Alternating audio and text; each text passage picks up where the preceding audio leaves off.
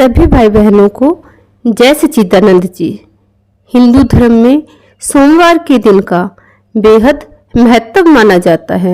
सोमवार का दिन भगवान भोलेनाथ जी को समर्पित होता है। जो भी व्यक्ति सोमवार के दिन विधि विधान से शिव जी का पूजन और आराधना करता है, उसके जीवन के समस्त कष्ट दूर हो जाते हैं। भगवान भोलेनाथ जी को बेहद जल्दी प्रसन्न होने वाला देवता माना जाता है। भोलेनाथ जी का विवाह पार्वती जी के साथ हुआ था। इसके लिए पार्वती जी ने सैकड़ों वर्षों तक कठिन तप किया था।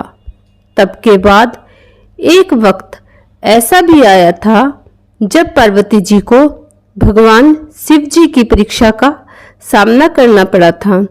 आइए आज की हमारी ये पौराणिक कथा आरंभ करते हैं। पौराणिक कथाओं के अनुसार माता पार्वती ने भगवान शिव जी को अपने पति के रूप में पाने के लिए सैकड़ों वर्षों तक कठोर तप किया था। उनकी तपस्या को देखकर देवताओं ने शिव जी से देवी पार्वती की मनोकामना पूरी करने की प्रार्थना की थी।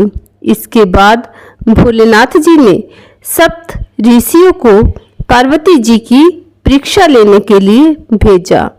इस परीक्षा के दौरान सप्त ऋषियों ने शिव जी के ढेरों अवगुणों को बताते हुए माता पार्वती से शिव जी से विवाह न करने को कहा, लेकिन पार्वती जी अपने निर्णय से टस से मस नहीं हुई।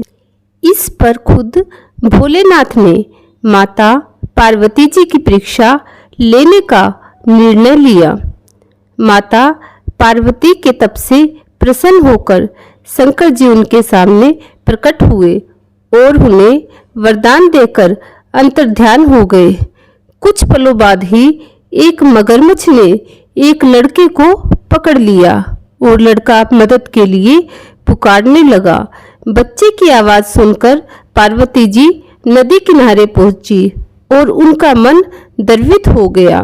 इस बीच लड़के ने माता पार्वती को देखकर कहा कि मेरी न माँ है न बाप है, न कोई मित्र ही है। माता जी आप मेरी रक्षा करें।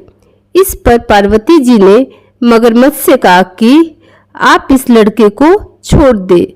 इस पर मगरमच्छ ने कहा कि दिन के छठे पहर जो भी मुझे मिलता है मैं उसे अपना आहार बनाता हूँ। पार्वती जी की विनती करने पर मगरमच्छ ने लड़के को छोड़ने के बदले में पार्वती जी के तप से प्राप्त वरदान का पुण्य फल मांग लिया। इस पर पार्वती जी तैयार हो गई। मगरमच्छ ने बालक को छोड़ दिया। अपने तप का फलदान करने के बाद पार्वती जी ने बालक को बचा लिया और एक बार फिर भोलेनाथ को प्रसन्न करने के लिए तप करने बैठ गई। इस पर भोलेनाथ दोबारा प्रकट हुए और पूछा कि तुम अब क्यों तप कर रही हो? मैंने तो तुम्हें पहले ही मन मांगा दान दे दिया है।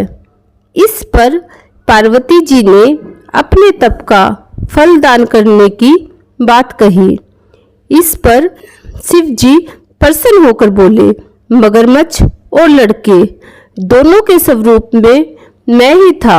मैं तुम्हारी परीक्षा ले रहा था कि तुम्हारा चित्त प्राणी मात्र में अपने सुख दुख का अनुभव करता है या नहीं। तुम्हारी परीक्षा लेने के लिए ही मैंने ये लीला रचाई थी। अनेकों रूप में दिखने वाला मैं ही एक सत्य हूँ।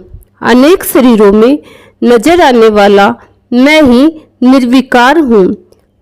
इस तरह पार्वती जी ने शिव जी की परीक्षा पास की और उनकी अर्धांगिनी बनी।